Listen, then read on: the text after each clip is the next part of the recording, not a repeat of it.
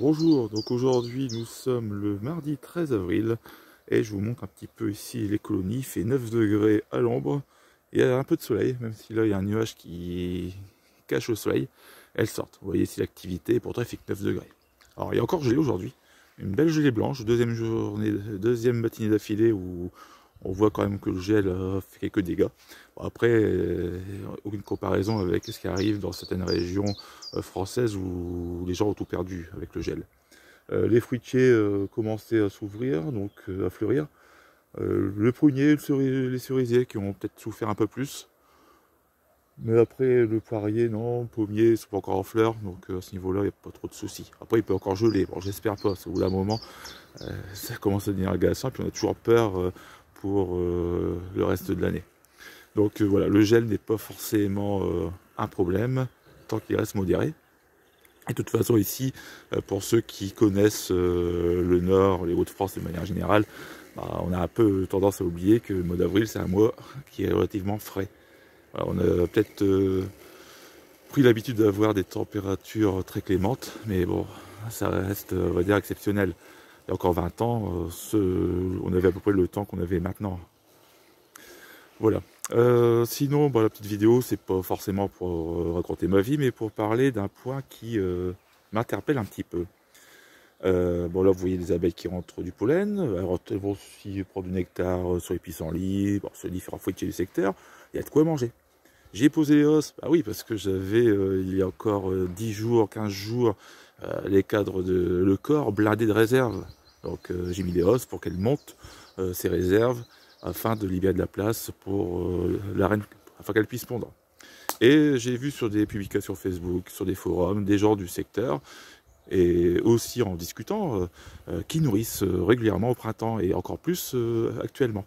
Et là je me dis, bah non, normalement on n'a pas à nourrir, il n'y a jamais eu autant de fleurs, c'est vraiment la période où en gros, bah, des fleurs on en voit partout, les abeilles, elles n'ont qu'à choisir ce qui leur plaît le plus. Donc je suis un peu, voilà, ça m'interpelle un petit peu, je ne vais pas critiquer, c'est leur pratique, mais simplement c'est une chose que je ne ferai pas. Nourrir les abeilles, ça doit être vraiment l'ultime recours.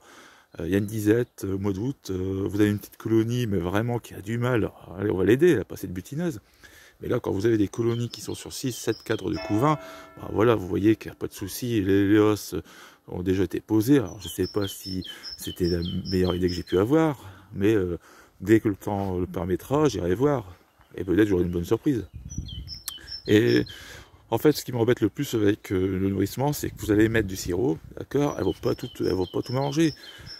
Elles stockeront le sirop dans les cadres de corps. Voilà, donc vous allez vous retrouver, si vous mettez 5 kg, avec quasiment peut-être 3 kg de stocké. Alors on consomme une petite partie, c'est possible. Et quand vous allez mettre les os, bah, ce miel, entre guillemets, il va faire quoi? Bah, elle risque de le migrer dans la os. Et ça, c'est gênant, parce que vous allez vous retrouver avec peut-être 2 kg, voire plus de sirop dans la os, ce qui représente facilement 10 à 15%. Donc faire du miel avec 10 à 15% de sucre, bah, c'est un peu triché. On ne peut pas critiquer les industriels qui font de la merde ou des produits qui ne sont pas de qualité. Euh, on peut, on ne peut pas, on va dire, critiquer le miel qui vient de Chine si derrière on a une pratique qui n'est pas forcément ultra rigoureuse. Voilà, on se doit d'être nickel et de faire vraiment attention à ce que l'on met au niveau de la ruche et aussi au niveau des produits pour soigner le varroa. C'est pas n'importe quoi. Donc si on veut faire de la qualité, bah, il faut vraiment revoir sa pratique. Et moi je suis le premier à le dire. Quand j'ai commencé, j'ai trop abusé du sirop parce qu'on m'a dit de faire comme ça. Et quand vous récoltez 20 kilos, mais derrière 20 kilos de miel, vous avez consommé plus du double de sirop dans l'année, on se pose des questions. Voilà, on se dit il y a un problème quelque part. Donc on revoit sa pratique et puis on se rend compte que bah, nourrir c'est pas systématique. Et au fur et à mesure, bah, on se rend compte que on peut mettre peut-être du candy pour se donner bonne conscience l'hiver. Et même encore là, ça pourrait être, on va dire, limité. Donc voilà mon approche, c'est limiter l'intrant en sucre, limiter l'apport de sucre à minima. Donc si j'arrive à limiter à 10% de ma récolte, tant mieux, ça sera déjà bien. Mais bon, ça c'est toujours mieux que de mettre 1 kg de sucre pour 1 kg de miel récolté. Donc posez-vous les bonnes questions. Je ne suis pas là pour donner des leçons, mais simplement il faut s'interroger. Alors peut-être qu'il y a trop de colonies aussi dans votre secteur. Vous êtes dans un secteur où il n'y a pas assez d'arbres fruitiers, ça peut arriver.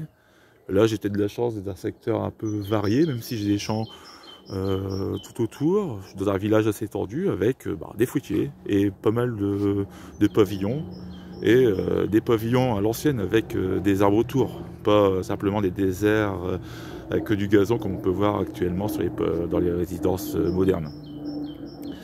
Donc voilà, donc il faut vraiment réfléchir et essayer de faire attention, de limiter au maximum ces apports en sucre. Bon, c'est comme avec le cordy protéiné, il y en a qui l'utilisent. C'est sûr, ça doit booster un petit peu les colonies, mais bon, à quel prix? Après, on a trop d'abeilles, il faut peut-être les nourrir à ce moment-là. Donc, vous voyez comme quoi tout a son importance. Il faut peut-être revenir à un cycle plus naturel et se dire, bon, on laisse faire la nature, on soigne les abeilles contre le varroa, c'est important, on les aide par moment, mais on évite d'être trop intrusif.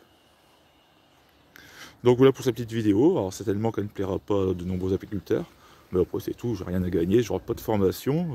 J'ai ma chaîne YouTube, c'est pour le plaisir de transmettre. Je ne vends pas de miel, ni dessin, rien du tout. Allez, à bientôt.